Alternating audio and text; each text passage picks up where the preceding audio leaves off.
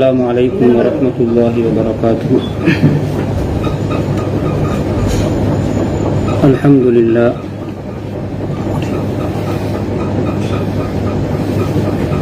الحمد لله نحمده ونصلي على رسوله الكريم. أما بعد فأعوذ بالله من الشيطان الرجيم. بسم الله الرحمن الرحيم. لن ينال الله لحومها ولا دماؤها ولكن يناله التقوى منكم. صدق الله العظيم. وقال النبي صلى الله عليه وسلم: ما عمل آدمي من عمل يوم النحر أحب إلى الله من إحراق الدم إنها لتأتي يوم القيامة بقرونها وأشعارها وأظلافها وإن الدم ليقع من الله بمكان قبل أن يقع من الأرض فطيبوا بها نفسا أو كما قال رسول الله صلى الله عليه وسلم. கண்ணியத்துக்குரிய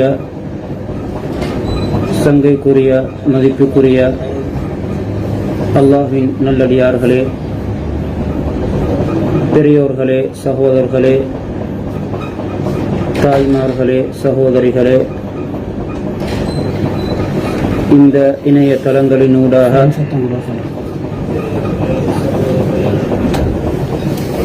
இந்த தீனுடைய சிறந்த விடயங்களை கேட்டுக்கொண்டிருக்கக்கூடிய, அதன்படி வாழ வேண்டும் என்ற ஆசையோடு இருக்கக்கூடிய நல்லோர்களே, அல்லாஹ் ஜல்ல சுபஹானஹு வ தஆலா எங்கள் எல்லோரையும் பொருந்திக் கொள்வானாக, ஏற்றுக்கொள்வானாக. எல்லோரையும் ஒரே இடத்திலே ஒன்று சேர்த்து இப்படியான நல்ல விடயங்களை வழங்குவதற்கு சந்தர்ப்பமில்லாத அப்படிப்பட்ட காலத்திலே எப்படியாவது மக்களுக்கு நல்ல விடயங்களை கொண்டு போய் சேர்க்க வேண்டும் என்ற ஆர்வத்திலே, உற்சாகத்திலே தன்னுடைய கால நேரங்களை ஒதுக்கி இப்படியான முயற்சிகளில் ஈடுபடக்கூடிய இந்த ஏற்பாட்டு குழுவையும் அல்லாஹ் கபூல் செய்வானாக, பொருந்திக் கொள்வானாக. அவர்களின் இந்த முயற்சிகளை முழு உலகத்திற்கும் பிரயோசனம் உள்ளதாகவும் அவர்களின் மறுமை வாழ்க்கைக்கு மிகவும் நன்மை தரக்கூடியதாகவும் ஆக்கி வைப்பானாக. அல்ஹம்துலில்லாஹ். அல்லாஹ்வின் நல்லடியார்களே, பெரியோர்களே, சகோதரர்களே, மிகவும் சிறப்பான முபாரக்கான ஹைரு ஐயாமி துனியா என்று வர்ணிக்கப்படக்கூடிய உலகத்தின் சிறந்த நாட்கள், வருடத்தின் சிறந்த நாட்கள், ஜுல்ஹிஜ்ஜாவுடைய இந்த முதல் 10 நாள், அப்படியான நல்ல நாட்களிலே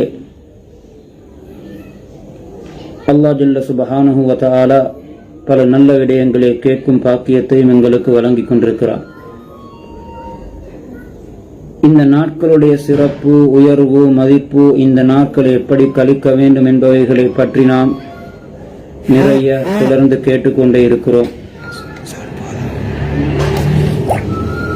நிறைய நாம் கேட்டுக்கொண்டே இருக்கிறோம். அதில் குறிப்பாக இன்று எனக்கு வழங்கப்பட்ட தலைப்பு, நாம் நிறைவேற்றப் போகின்ற, எதிர்பார்த்து கொண்டிருக்கக்கூடிய பெருநாளுடைய நாளிலே எங்களுக்கு மிகவும் சிறந்த அமல் என்று சொல்லப்பட்ட உல்ஹியாவுடைய அந்த அமல், உல்ஹியா என்ற அந்த உயர்ந்த வணக்கம், அதனை நாம் எப்படி நிறைவேற்ற வேண்டும், மார்க்கத்தில் அதற்கு எந்த அளவு முக்கியத்துவம் வழங்கப்பட்டிருக்கிறது என்பது போன்ற விடயங்களை உள்ளடக்கக்கூடிய விதத்தில் ஒரு தலைப்பை எனக்கு வழங்கியிருக்கிறார்கள். குறுகிய நேரத்துக்குள் முடிந்த அளவு அந்த தலைப்புக்குள் பேசுவதற்கு முயற்சி செய்கிறேன். அந்த அமலை எந்த தடையும் இல்லாமல் எல்லா வருடங்களையும் போல் இந்த வருடமும் அழகாக நிறைவேற்றுவதற்குரிய வாய்ப்பை அல்லாஹ் எங்கள் எல்லோருக்கும் வழங்குவானாக.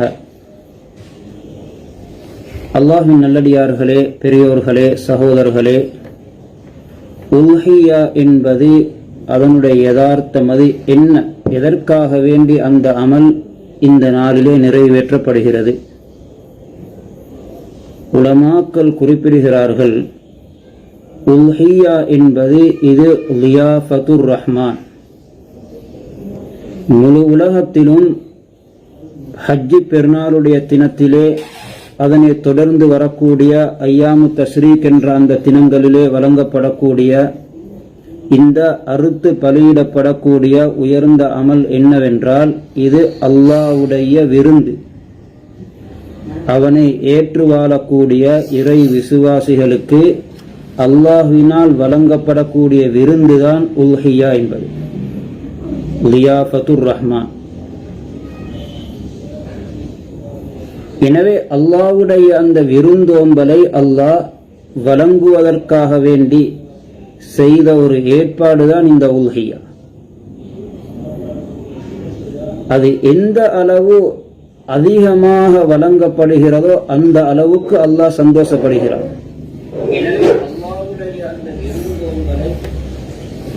எவ்வளவு அதிகமாக கொடுக்கப்படுகிறதோ, எவ்வளவு அதிகமானவர்கள் அதன் மூலம் பிரயோசனம் அடைகிறார்களோ அந்த அளவுக்கு அல்லாஹ் சந்தோஷப்படுவான். ஏன்? அல்லாஹுடைய விருந்து. அதனால் இந்த விருந்திலிருந்து ஏழைகளுக்கும் கொடுக்கப்பட வேண்டும், பணக்காரர்கள், வசதி உள்ளவர்கள், உறவுகள் எல்லோருக்கும் இந்த உணவிலிருந்து பங்கு வைக்கப்படலாம் என்று வழங்கப்பட்டிருக்கிறது. இது ஒரு விருந்தோம்பல் அல்லாஹுடைய. அதனை அறுத்து பலியிடக்கூடியவர்கள் அதை நாம் எப்படி பார்க்க வேண்டும் என்றால், அல்லாஹுடைய அந்த விருந்தோம்பலை அவர்கள் பூமியிலே உள்ளவர்களுக்கு பங்கு வைக்கக்கூடியவர்களை போல அல்லாஹ் பங்கு வைப்பதற்கு அவர்களை தெரிவு செய்தான் என்பதை போன்றவர்கள்தான் அந்த உல்ஹியா என்ற வணக்கத்திலே ஈடுபடக்கூடியவர்கள், நிறைவேற்றக்கூடியவர்கள். அவ்வளவு உயர்ந்த ஒரு அமல்தான் உல்ஹியா.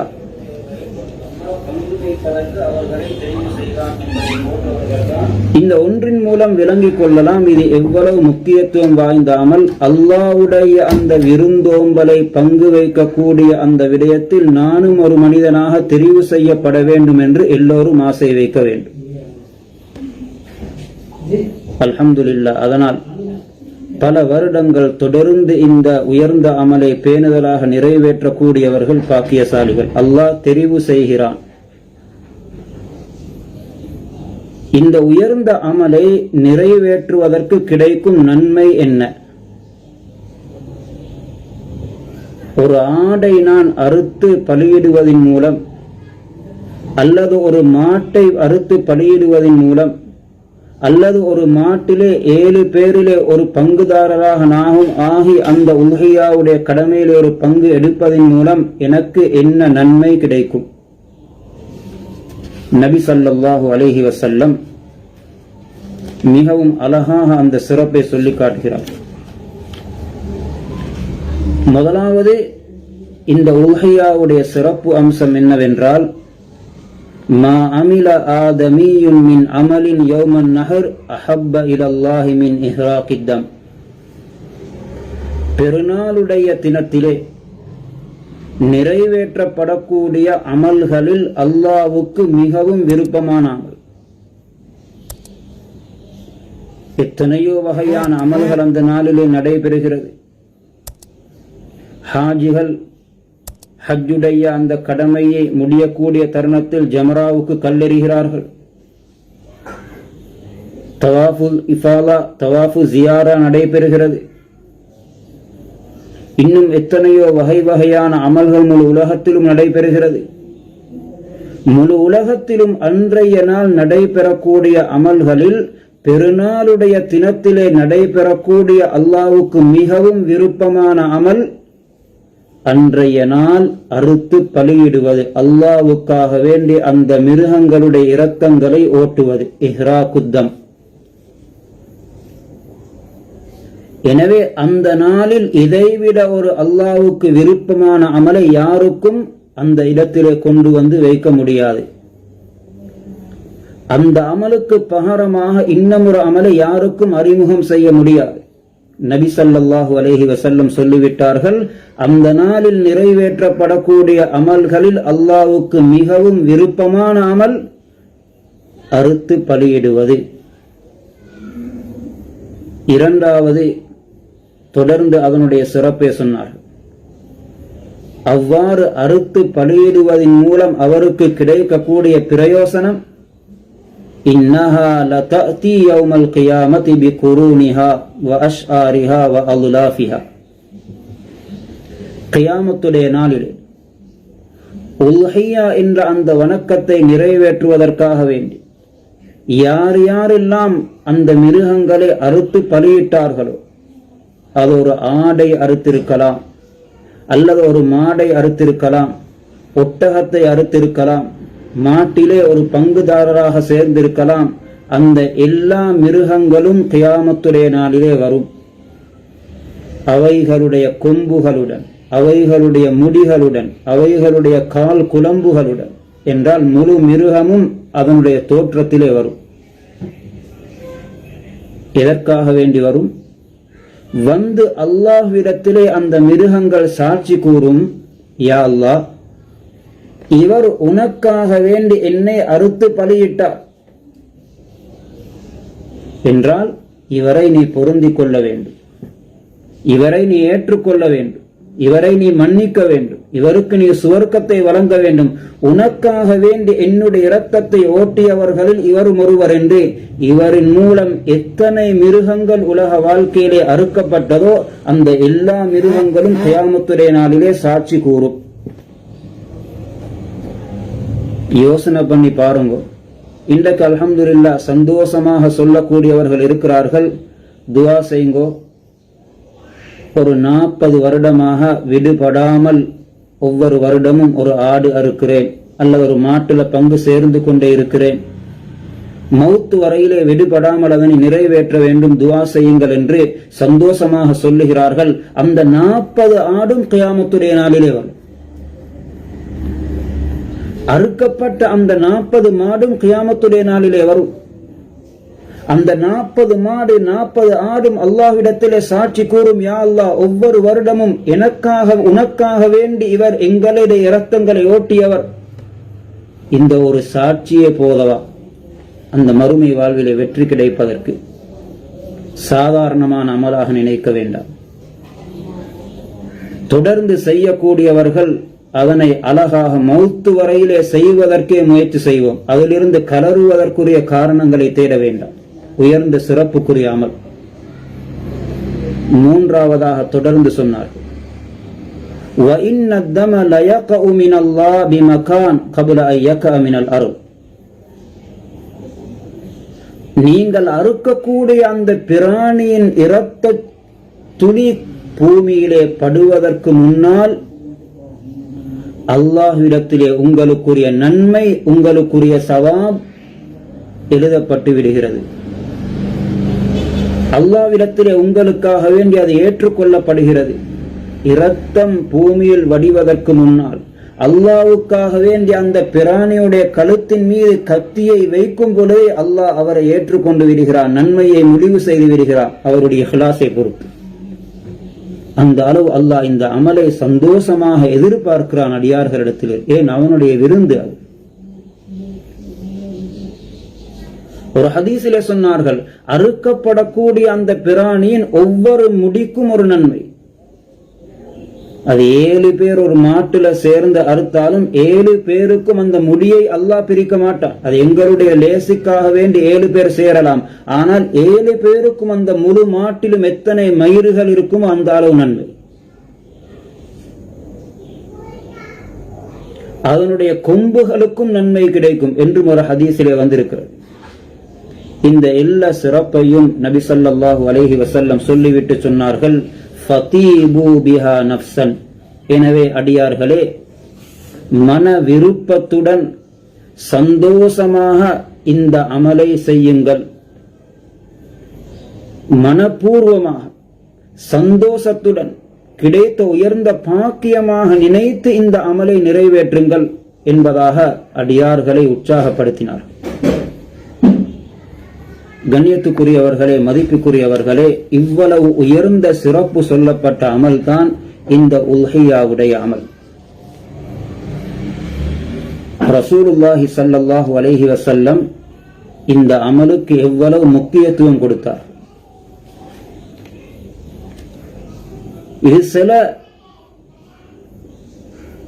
ஆதாரமில்லாத காரணங்களை எல்லாம் சொல்லி திசை திருப்பப்படக்கூடிய அமல் அல்ல. எல்லா காலங்களிலும் எல்லா நெருக்கடியான நிலைமைகளிலும் ஆர்வமூட்டப்பட்டு நிறைவேற்றப்படுவதற்கு தூண்ட வேண்டிய ஒரு அமல் என்பதை மறந்துவிட வேண்டும். நபி ஸல்லல்லாஹு அலைஹி வஸல்லம் ஒரு சந்தர்ப்பத்திலே 100 ஆடு அறுத்தார். அதில் 60 தன்னுடைய கரத்தினால் அறுத்தார். நபி ஸல்லல்லாஹு அலைஹி வஸல்லம் அவர்கள் எந்த அளவு அந்த உல்ஹியாவுக்கு முக்கியத்துவம் கொடுத்தார்கள் என்றால், உல்ஹியாவுடைய பிராணியை நபி ஸல்லல்லாஹு அலைஹி வஸல்லம் தானாக அறுத்திருக்கிறார். அது மட்டுமல்ல, மதீனாவிலே இருந்த அந்த 10 வருட காலத்திலே ரசூலுல்லாஹி ஸல்லல்லாஹு அலைஹி வஸல்லம் இப்னு உமர் ரலியல்லாஹு அன்ஹு அறிவிக்கிறார்கள், அகாம ரசூலுல்லாஹி ஸல்லல்லாஹு அலைஹி வஸல்லம் பில் மதீனத்தி 10 சினீன் யுலஹி. மதீனாவிலே இருந்த 10 வருடங்களும் விடாமல் அந்த உல்ஹியாவுடைய அமலை நிறைவேற்றினார். ஒரு வருடம் கூட ரசூலுல்லாஹி ஸல்லல்லாஹு அலைஹி வஸல்லம் உல்ஹியாவுடைய அந்த அமலை விடவில்லை. இன்று பஞ்சத்திலும் கஷ்டத்திலும் வாழக்கூடியவர்களை விட பன்மடங்கு கஷ்டத்தோடு வாழ்ந்த பலர் அந்த காலத்திலே இருந்தார்கள். ஆனால் அதற்காக வேண்டி உல்ஹியாவுடைய அமலை, அதற்கு செய்யப்பட வேண்டிய செலவை திசை திருப்பவில்லை என்பதையும் மறந்துவிட வேண்டாம். நான் அடிக்கடி இதனை ஞாபகம் ஊட்டிக் கொண்டு இருக்கிறேன். இன்று இப்படியான சில கருத்துகள் பரவலாக பேசப்பட்டு இந்த அமலின் முக்கியத்துவம் இல்லாமலாக்கப்பட்டுக் கொண்டிருக்கிறது. ரசூலுல்லாஹி ஸல்லல்லாஹு அலைஹி வஸல்லம் வஃபாத்தாகும் வரையிலே விடாமல் செய்த உயர்ந்த அமல் தான் இந்த உல்ஹியாவுடைய அமல். ஹஜரத் அலி ரலியல்லாஹு அன்ஹு நபிசல் எப்பொழுதும் 2 செம்மறி ஆடுகள் அறுப்பார்கள் உல்ஹியாவுக்காக வேண்டி. அவர்களிடம் கேட்கப்பட்ட பொழுது ஹஜரத் அலி ரலியல்லாஹு அன்ஹு சொன்னார்கள், இதில் ஒன்று அனின் நபியி ஸல்லல்லாஹு அலைஹி வஸல்லம் வல் ஆஹரு அன் நஃப்ஸிஹி. இந்த 2 ஆடில் ஒன்று என் சார்பாகவும் இன்னும் ஒன்றை நான் நபி ஸல்லல்லாஹு அலைஹி வஸல்லம் அவர்கள் சார்பாகவும் அறுக்கிறேன், ரசூலுடைய வஃபாத்துக்கு பின்னால். மேலும் சொன்னார்கள், நான் இதனை கடைசி வரையிலே விடவே மாட்டேன். காரணம், எனக்கு நபி ஸல்லல்லாஹு அலைஹி வஸல்லம் அவர்கள் அவ்வாறு வசியத்து செய்தார்கள். எவ்வளவு இந்த அமலுக்கு முக்கியத்துவம் கொடுத்தார் என்பதை பாருங்கள். நபி ஸல்லல்லாஹு அலைஹி வஸல்லம் தன்னுடைய வஃபாத்துக்கு பின்னாலும் என் சார்பாக உல்ஹியா என்ற இந்த கடமையை, இந்த அமலை நிறைவேற்றுங்கள் என்று ஹஜரத் அலியுக்கு வசியத்து செய்து அவர்கள் விடாமல் அதனை செய்தும் வந்தார்கள். எவ்வளவு முக்கியமான ஸல்லல்லாஹு அலைஹி வஸல்லம் ஒரு சந்தர்ப்பத்திலே இப்படியும் ஒரு உல்ஹியாவுடைய பிராணி அறுத்தார். எப்படி? இந்த உம்மத்திலே உள்ள வசதி இல்லாத, ஆர்வமுள்ள, ஆசை உள்ள, வசதி இல்லாதவர்களும் இந்த உயர்ந்த அமலை விட்டும் தடுக்கப்பட்டுவிடக் கூடாது என்பதற்காக வேண்டி அப்படிப்பட்டவர்களின் மீது இறக்கப்பட்டு நபி ஸல்லல்லாஹு அலைஹி வஸல்லம் ஒரு சந்தர்ப்பத்தில் இப்படியும் அறுத்தார்கள். பிராணியை அறுத்துவிட்டு சொன்னார்கள், அறுக்கும் பொழுது, ஹாதா அன்னி வ அம்மன் லம் யுலஹி மின் உம்மதி. இது என் சார்பாகவும் என்னுடைய உம்மத்திலே உள்ள உல்ஹியா கொடுப்பதற்கு முடியாத அப்படிப்பட்டவர்களின் சார்பாகவும் என்று சொல்லி ஒரு பிராணி அறுத்தார். ஏன்? இந்த அமலில் இருந்து யாரும் பாக்கியம் இழந்தவர்களாக ஆகிவிடக்கூடாது. சில மனிதர்கள், சில ஏழைகள், வசதி இல்லாதவர் இந்த சிறப்புகளை எல்லாம் கேட்கும் பொழுது அவர்களுக்கு ஆசை, எப்படியாவது நானும் இந்த அமலை செய்ய வேண்டுமே என்று. ஆனாலும் வசதி இல்லை. இவர்களுக்கு ஒரு ஆறுதலுக்காக வேண்டி, இவர்களுக்கு ஒரு உற்சாகத்துக்காக வேண்டி நீங்கள் கவலைப்பட வேண்டாம். நபி ஸல்லல்லாஹு அலைஹி வஸல்லம் அவர்கள் ஒரு பிராணியை இப்படி மறுத்தார்கள், இது என் சார்பாகவும் என்னுடைய உம்மத்திலே உல்ஹியா கொடுக்க முடியாதவர்கள் சார்பாகவும் என்று. கண்ணியத்துக்குரியவர்களே, மதிப்புக்குரியவர்களே, எனவே இது சாதாரணமான ஒரு அமல் அல்ல. ஹஜரத் இப்னு உமர் ரலியல்லாஹு அன்ஹு அவர்களிடம் ஒரு மனிதர் வந்து கேட்டார், ஹஜரத் அவர்களே, உல்ஹியா அது கட்டாயம் நிறைவேற்ற வேண்டுமா? அவாஜிபத்துன் ஹிய? இப்னு உமர் ரலியல்லாஹு அன்ஹு ஹுக்கும் சொல்லல, அவர்கிட்ட ஒன்றத்தான் சொன்னான். லஹா ரசூலுல்லாஹி ஸல்லல்லாஹு அலைஹி வஸல்லம் வல் முஃமினூன் அப்படினா நபி ஸல்லல்லாஹு அலைஹி வஸல்லம் அவர்களும் முஃமின்களும் உல்ஹியா கொடுத்து வந்திருக்கிறார்கள் அப்படின்னா. அவர் திரும்பவும் அதே கேள்வியை கேட்டான், கட்டாயம் கொடுக்கணுமா, வாஜிபா? இப்னு உமர் ரலியல்லாஹு அன்ஹு சொன்னார்கள் அதே பதில, நபி ஸல்லல்லாஹு அலைஹி வஸல்லம் அவர்களும் சஹாபாக்களும் அல்லது முஃமின்களும் செய்து வந்த அமல். திரும்ப திரும்ப கேட்கும் பொழுது, இதத்த அதாக்கில் நான் சொல்லுவது உனக்கு விளங்குகிறதா? இது ஹுக்கும் கேட்கக்கூடிய விடயம் அல்ல. நபி ஸல்லல்லாஹு அலைஹி வஸல்லமும் சஹாபாக்கள் முஃமின்கள் பேணுதலாக செய்து வந்த ஒரு அமல், வசதி இருந்தால் நிறைவேற்று என்ற கருத்துப்படி சொன்னார். சுன்னத் என்று சொல்லப்பட்டது விடுவதற்கு அல்ல, மனிதர்களுக்கு கஷ்டமாகாமல் இருப்பதற்குத்தான் சுன்னத்து என்று சொல்லப்பட்டிருக்கிறது. அவர்கள் ஆர்வத்தோடு உற்சாகத்தோடு செய்ய வேண்டும் என்பதற்காக வேண்டி. சிலர் இன்று நினைக்கிறார்கள் சுன்னத் என்று பிரிக்கப்பட்டது விடுவதற்காக வேண்டி என்று. சுன்னத் என்று சொல்லப்பட்டது உம்மத்து பருவாக்கிவிட்டால் கஷ்டப்பட்டு விடும். ஆனால் சிறப்புகள் சொல்லப்படுகிறது, அதனையும் யாரும் விடாமல் எப்படியாவது அடைந்து கொள்ள வேண்டும் என்பதற்காகவே. அதனால வாஜிபா என்று கேட்டவருக்கு சொன்னார்கள், இது வாஜிபா வாஜிபில்லையா என்று கேட்கப்படக்கூடிய ஒரு விடயம் அல்ல.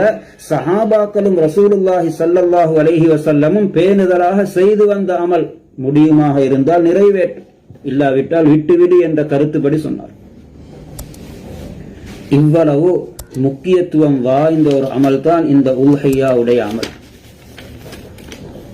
அதே நேரத்திலே நாம் விளங்கிக் கொள்ள வேண்டும், எந்த ஒரு கடமையையும் அது ஃபர்லாக இருந்தாலும் சுன்னத்தாக இருந்தாலும் மார்க்கம் எந்த முறையிலே வழிகாட்டுகிறதோ அந்த முறையில் தான் அதனை நிறைவேற்ற வேண்டும். எங்கட விருப்பப்படி நிறைவேற்றினா அதுக்கு நன்மை கிடைக்காது. சுன்னத்தான தொழுகை தொழுதாலும் வுது செய்ய வேண்டும். ருக்கு சுஜூதுகளை முறையாக நிறைவேற்று, சுன்னத்து தானே என்பதனால ஏண்ட விருப்பப்படி செய்யறதுக்கு.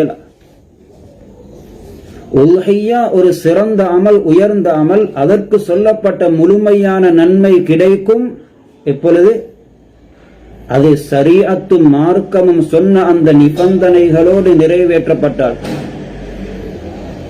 உல்ஹியாவுடைய அந்த பிராணிக்கு என்ன வயது சொல்லப்பட்டிருக்கிறதோ அந்த வயதுக்குரியதாக அந்த பிராணி இருக்க வேண்டும்.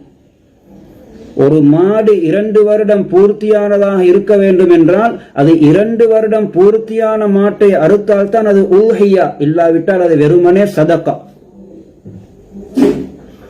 ஒரு செம்மறி ஆடு 1 வருடம் பூர்த்தியாகினால் தான் உல்ஹியா, அப்படி இல்லை என்றால் அது உல்ஹியா அல்ல, சதகா. ஒரு நாட்டாடு வெள்ளாடு 2 வருடம் பூர்த்தியாக இருந்தால் தான் அது உல்ஹியா. இன்று சிலர் சாதாரணமாக சில வியாபாரிகள் விற்பனை நோக்கத்திலோ அல்லது வேறு நோக்கங்களிலோ போனவர்களிடம் சொல்லிவிடுவார்கள், 2 வருடம் என்றா இப்ப எடுக்கிறதுக்கு கஷ்டம். இப்ப போறவங்க ஃபத்துவா கேட்கிறாங்க, இப்படிதான் விற்கக்கூடியவங்க சொல்றாங்க, அப்படி 2 வருடம் இல்லையாம், அதனால் என்ன செய்யற, கொஞ்சம் குறைஞ்சேதான் இருக்குதாம், கொடுக்கறதுக்கு ஏழுமா? மார்க்கம் செய்த முடிவில் மாற்றம் செய்வதற்கு வேறு யாருக்கும் அதிகாரம் இல்லை. வாங்கக்கூடிய உல்ஹியாவை நிறைவேற்றக்கூடியவர்கள் 2 வருடம் பூர்த்தியானதுதான் உல்ஹியாவுக்கு தேவை என்பதில் உறுதியாக இருந்தால் விற்கக்கூடியவர்களிடம் அப்படிப்பட்ட பிராணிகள் கிடைக்கும்.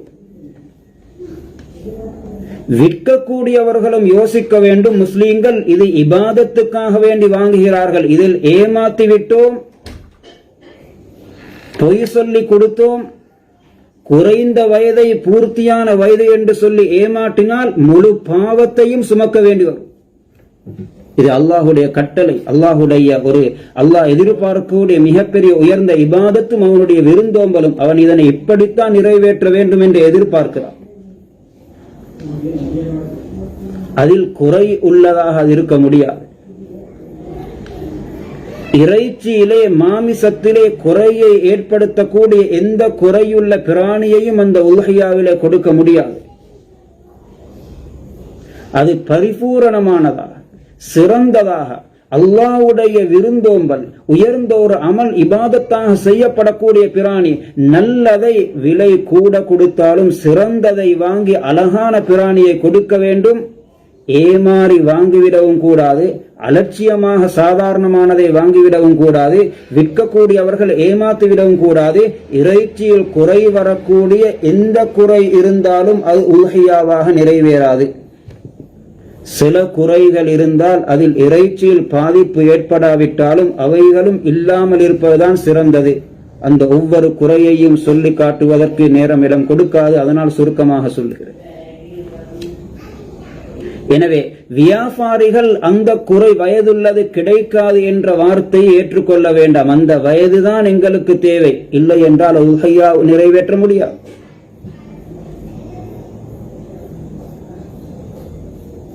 அதே நேரத்தில் அந்த உல்ஹியாவுடைய கடமையை எங்களுடைய மார்க்கம் எதிர்பார்க்கக்கூடிய வடிவத்தில் அழகாக நிறைவேற்ற வேண்டும். உல்ஹியாவை நிறைவேற்றக்கூடியவர்கள் அநேகமாக ஜுல்ஹிஜ்ஜா மாதத்துடைய முதல் பிறையிலிருந்து உடம்பிலுள்ள எந்த முடிகளையும் நீக்காமல் இருக்க வேண்டும். அப்படித்தான் இருந்து கொண்டிருக்கிறோம். பிறகு நியத்து வரக்கூடியவர்கள் நியத்து வந்ததிலிருந்து அவைகளை தவிர்த்து கொள்ள வேண்டும். இது சுன்னத். அப்படி ஒருவர் நீக்கிவிட்டால் அதனால் உல்ஹியாவிலே எந்த பிரச்சனையும் வரமாட்டாது. என்றாலும் அந்த உறுப்புகளுக்கும் நன்மை கிடைக்க வேண்டும். அவர் ஏதோ ஒரு வரையிலே ஹாஜிக்கு ஒப்பாக வேண்டும் என்ற பல விடயங்கள் அங்கே சொல்லப்பட்டிருக்கிறது.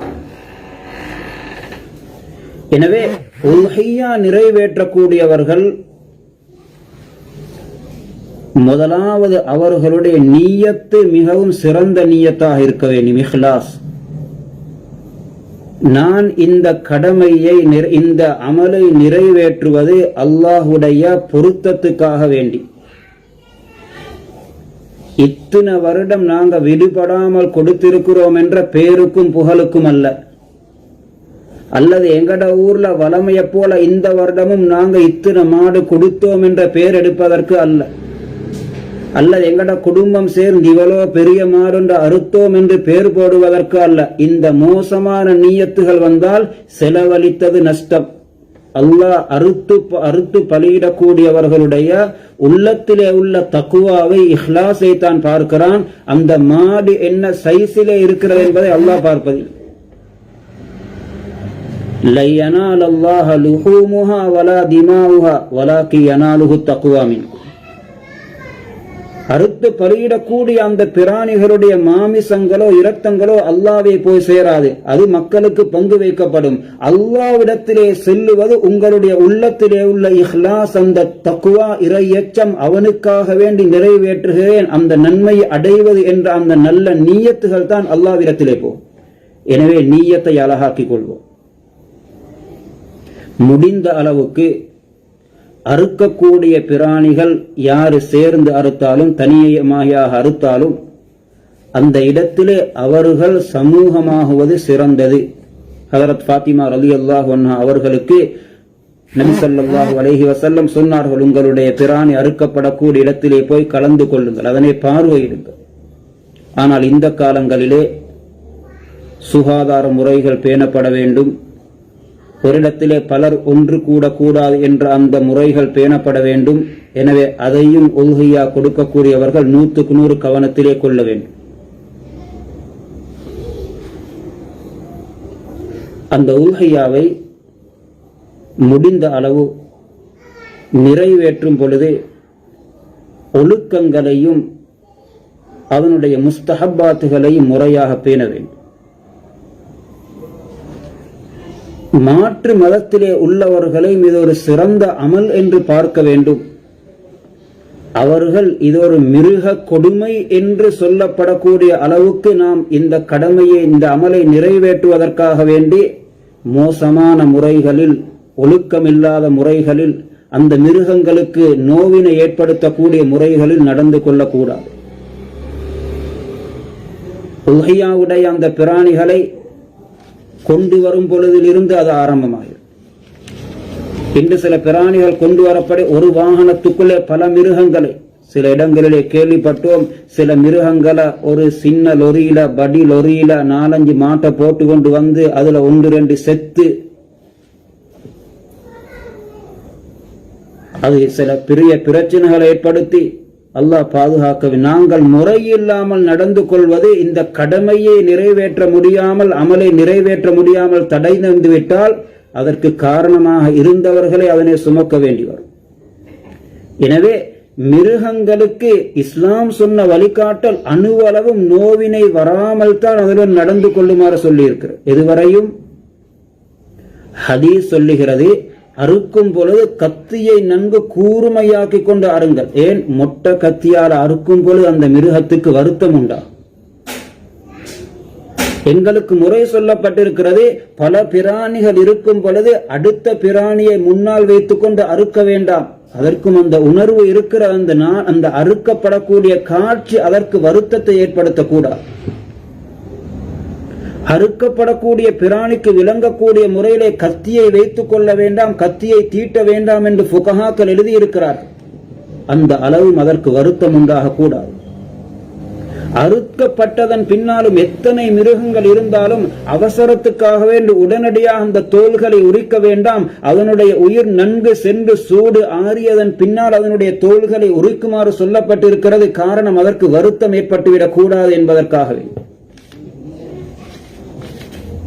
கண்ணியத்துக்குரியவர்களே, மதிப்புக்குரியவர்கள், இப்படி இருக்கும் பொழுது பல மாடுகளை பணம் சம்பாதிக்கும் நோக்கத்திலே ஒரேடியாக அதற்கு வருத்தத்தை கொடுத்து நோவினை செய்து சட்டத்துக்கு மாற்றமாக முறையில்லாமல் கொண்டு வருவது, அதிலே அந்த மாடுகளுக்கு நோவினை ஏற்படுவது, குறைகள் ஏற்படுவது, காயங்கள் ஏற்படுவது, இது அல்லாஹ்விடத்திலே பயங்கரமான பாவம் என்பதை மறந்துவிடக்கூடாது.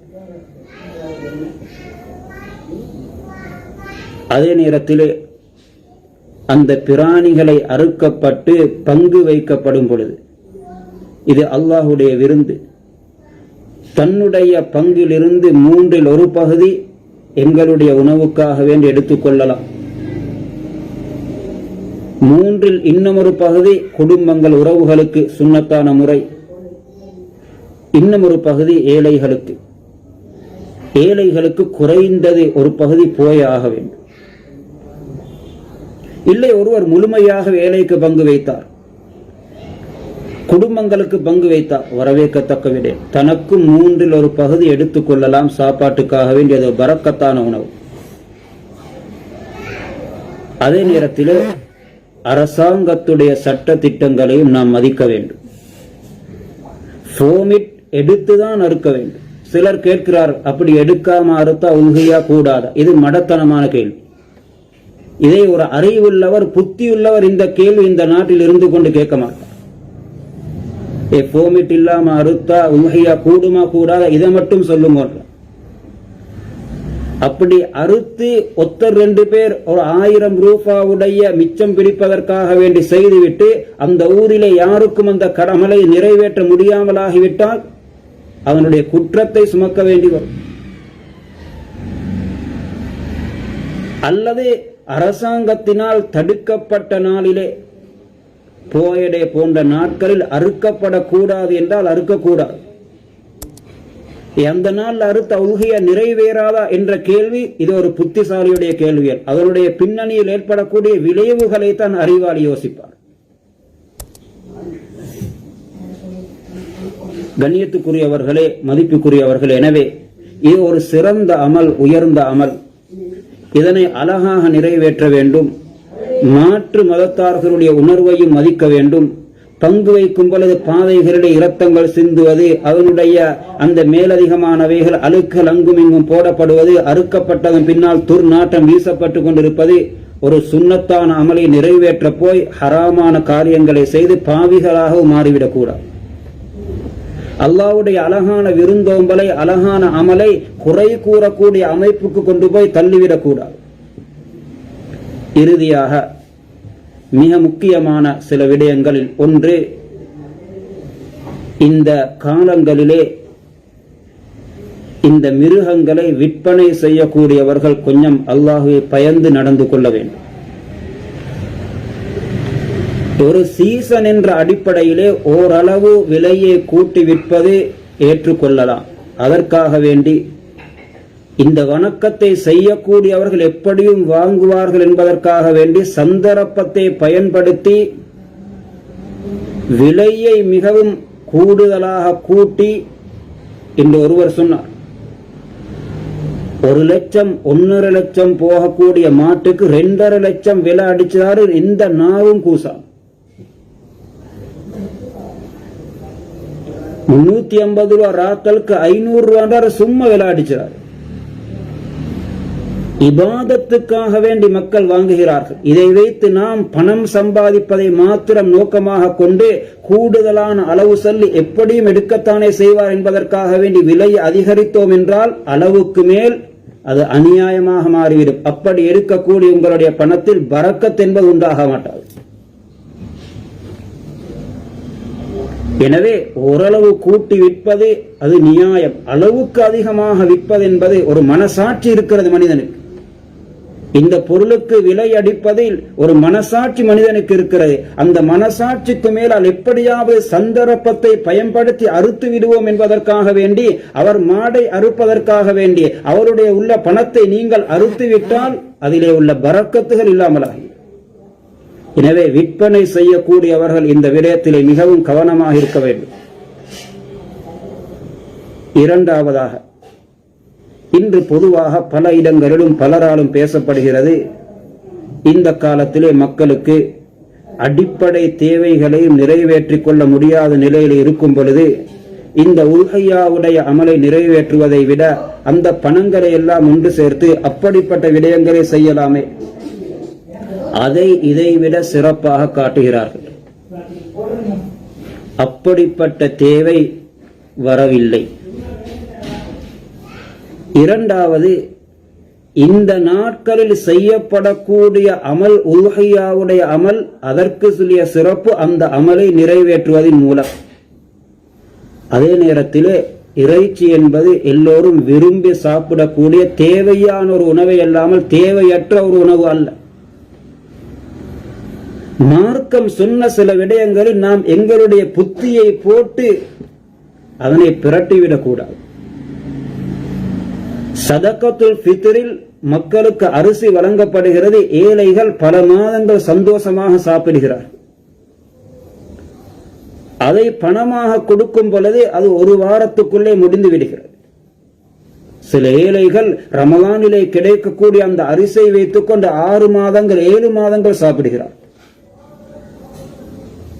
ஜுல்ஹிஜ்ஜா மாதத்திலே வழங்கப்படக்கூடிய அந்த இறைச்சி ஏழைகளும் விரும்பி சாப்பிடக்கூடிய உணவு. ஆனால் பணம் இல்லை என்று சொல்லும்போது அந்த இறைச்சியை வாங்க மாட்டார். அந்த ஏழைகளுடைய பிள்ளைகளும் சந்தோஷமாக சாப்பிடக்கூடிய உணவுதான் மாமிசம், இறைச்சி என்பது.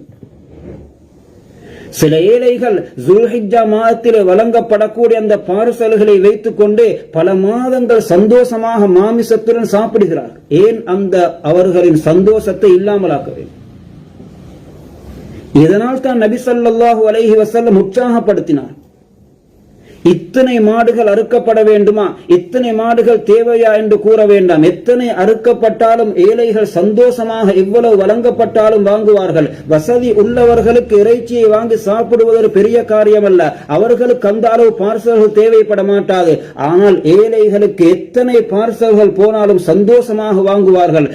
பத்திரமாக வைத்து சாப்பிடுவார்கள். பல மாதங்கள் சாப்பிடுவதற்கு ஒரு ஏற்பாடு செய்வார்கள். எனவே இது ஒரு விரும்பி சாப்பிடக்கூடிய சிறந்த உணவு என்பதை கருத்தில் வைத்துக் கொண்டுதான் நாம் பேச வேண்டும். இன்று சிலருடைய பழக்கமாகிவிட்டது. உதவி செய்வது ஜகாத்தில் இருந்து மட்டும், உதவி செய்வது உல்ஹியாவுக்கு கொடுக்கப்படக்கூடிய பணத்தில் இருந்து, உதவி செய்ய வேண்டும் சதகத்துல் ஃபித்ராவுக்கு ஒதுக்கப்படக்கூடியதில் இருந்து. அவர்களைத்தான் போய் தஸ்கீல் பண்ணுவது, அவர்களைத்தான் உற்சாகப்படுத்துவது. நீங்க இதை கொடுக்கிறதை விட அவருக்கு இந்த உதவி செய்தால் நல்லவே. ஏன் இதை போய் சொல்லக்கூடாது? தன்னுடைய திருமண வைபவங்களில் வீண் விரயமாக செலவு செய்யக்கூடியவர்களிடம் 100 சஹான் முடிவு செய்தவரிடம் போய் சொல்லலாமே. 50 சஹானா ஆக்கி கொண்டு 50 சஹானுடைய பணத்தை அந்த ஏழைகளுக்கு கொடுப்போமே. அவசியத்துக்கு மேல் கட்டிடம் கட்டக்கூடிய பில்டிங் கட்டக்கூடியவர்களிடம் 5 பேர் வாழுவதற்கு 25 பேருடைய வீடு கட்டக்கூடியவரிடம் அவ போய் சொல்லலாமே, இதை கொஞ்சம் குறைத்து கொண்டு இதில் ஒரு பகுதி ஏழைக்கு கொடுப்போமே.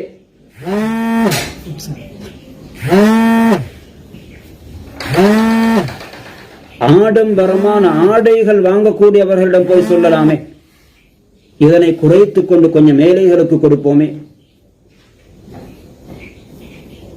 நல்ல வசதியான வாகனங்களை வாங்கக்கூடியவர்களிடம் சொல்லலாமே, இதிலிருந்து ஒரு பகுதி ஏழைக்கு வழங்குவோமே. இப்படியான வீண் விடயங்களில் ஈடுபடக்கூடிய எத்தனையோ பல லட்சக்கணக்கான கோடிக்கணக்கான ரூபாக்கள் வீணாக்கப்படுகிறது. ஏன் அவர்களிடம் இந்த கவலைகளை போய் கொட்டக்கூடாது?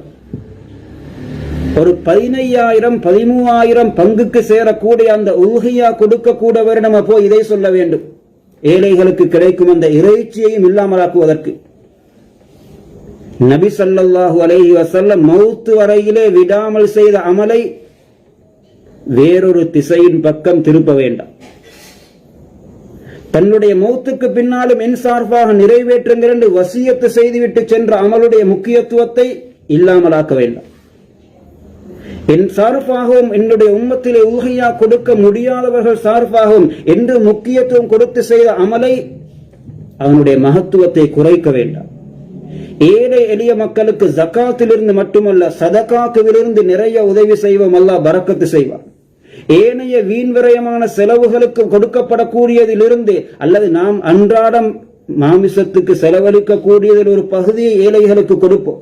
அப்படி எத்தனையோ பல கோடிக்கணக்கான ரூபாக்கள் வீணாக்கப்படுகிறது, அவசியம் இல்லாத இடத்திலே செலவழிக்கப்படுகிறது. இவைகளை எல்லாம் விட்டுவிட்டு இந்த நல்ல அமலை உற்சாகப்படுத்துவதற்கு மாற்றமாக அதனை குறைப்பதற்குரிய முயற்சியில் ஈடுபடுவது ஒரு பொருத்தமான செயல் அல்ல. எனவே அல்லாஹ்வின் நல்லடியார்களே, பெரியோர்களே, சகோதரர்களே, இது உயர்ந்த ஒரு அமல், சிறந்த ஒரு அமல். இதனை நல்ல நியத்தோடு செய்யும் பொழுது அல்லாஹ் பரக்கத்து செய்கிறான்.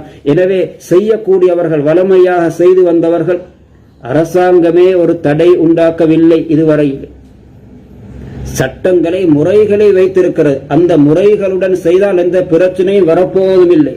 அப்படி ஒரு தடை வருவதற்கு முன்னாலே எங்களிலே சிலரே தடை செய்துவிட்டார். இந்த வருஷம் சரி வராது, பொருத்தம் இல்லை. ஏன் பொருத்தம் இல்லை? இந்த அதாவது கொரோனா கூடின காலத்திலையும் இறைச்சிகள் விற்கப்பட்டதுதானே, மாடுகள் அறுக்கப்பட்டதுதானே, ஒன்று கூடக்கூடாது என்றுதான் தடுத்திருக்கிறார்கள். அதை தவிர்த்து கொள்வோம். மாடு அறுக்கப்படுவதற்கும் இந்த நோய்க்கும் சம்பந்தம் இல்லை. எனவே அரசாங்கமே தடை விதிக்காத ஒன்றை நாங்களே சொல்லி சிலர் முடிவு செய்துவிட்டார். சில ஊர்களிலே சில நிர்வாகங்கள் ஒரு சிலர். அதனால் இந்த காலத்தை பொருத்தமில் எதுக்கு செலவு செய்வோம்? கண்ணியத்துக்குரியவர்களே, மதிப்புக்குரியவர்களே, எனவே இந்த அமலை செய்வதற்குரிய வழிகளை தேடுவோம். ஆனால் முறையாக செய்வோம். அதற்கு எங்களுடைய அகில இலங்கை ஜமியத் உலமாவுடைய சிறந்த வழிகாட்டலும் வழங்கப்பட்டிருக்கிறது. ஒவ்வொரு காலங்களிலும் வழிகாட்டப்படுகிறது. அந்த முறைகளை பேணி அழகாக நிறைவேற்றுவதற்கு முயற்சி செய்வோம். அல்லாஹ் பாதுகாக்க வேண்டும். அப்படி ஏதாவது தடை வந்துவிட்டால் அதற்கு பின்னால் யோசிப்பது வேறு. நான் அல்லாஹ்விடத்திலே துஆ செய்ய வேண்டும், எதிர்பார்க்க வேண்டும். எந்த தடையும் இல்லாமல் அழகாக இந்த வருடமும் இந்த அமலை நிறைவேற்ற வேண்டும். நிறைவேற்றி வந்தவர்கள் இந்த காலத்திலும் அதனை விட்டுவிடாமல் நிறைவேற்றுவதற்குரிய முறைகளை யோசிக்க வேண்டும். அல்லாஹ் ஜல்ல சுப்ஹானஹு வ தஆலா இந்த உயர்ந்த சிறந்த உல்ஹியாவுடைய அமலை அழகான முறையை நிறைவேற்றி உயர்ந்த சவாபை பெற்ற கூட்டத்திலே எங்கள் எல்லோரையும் ஆக்கி வைப்பானாக. இந்த சிறந்த ஏற்பாட்டை செய்த ஏற்பாட்டு குழுவையும் பொருந்திக் கொள்வானாக. ஆசையோடு ஆர்வத்தோடு கலந்து கேட்டு பிரயோசனம் அடைந்த எங்கள் எல்லோருக்கும் அல்லாஹ் இந்த நல்ல நாட்களிலே சிறந்த பாக்கியங்களை வழங்குவானாக. வ ஆகிரு தஅவானா அனில் ஹம்துலில்லாஹி ரப்பில் ஆலமீன். அஸ்ஸலாமு அலைக்கும் வரஹ்மத்துல்லாஹி வ பரகாத்துஹு.